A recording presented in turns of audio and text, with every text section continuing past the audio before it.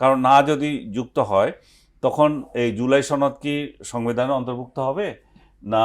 এই জুলাই সনদের ভিত্তিতে 84টা ইস্যুতে আমরা যে ঐক্যমত হয়েছিল, জনগণ তার পক্ষে দিয়েছে রায় না বিপক্ষে দিয়েছে?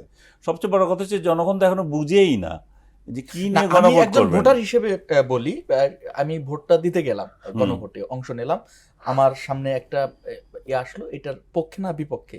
এখানে যতদূর জেনেছি এখন পর্যন্ত 84টা বিষয় মানে এক জায়গায় এসেছে, এখানে খসড়া করা ঐক্যমত হয়েছে। হয়েছে হ্যাঁ। না?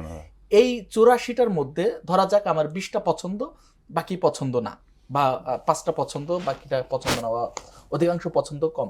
এই জায়গাটা আমার ভোটটা কোন দিকে যাবে?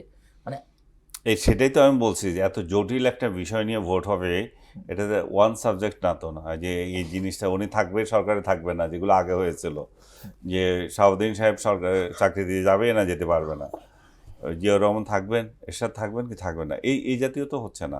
সো এখানে বিষয়টা খুব জটিল আছে। জনগণকে ওনারা কিভাবে এটা এডুকেট করবেন সেটা বিষয় আছে, কারণ মানে বাংলাদেশের জরিপের মতো কিনা, ধরেন ওই যে 84টা বিষয় থাকলো, এটা তো আবার অনেক সময় সাপেক্ষ, পড়ে আমি কোনটা আমার পক্ষে, মনে হয় না সেরকম না কিছু সেটা তো থাকবে। থাকাও আমার মনে হয় যে এটা থাকবে যে যে সনদের ব্যাপারে আমরা যে ঐক্যমত পোষণ করলাম সেটাতে আপনি এটার পক্ষে কি বিপক্ষে, এইটুকুই তো সেটা তো থাকবে।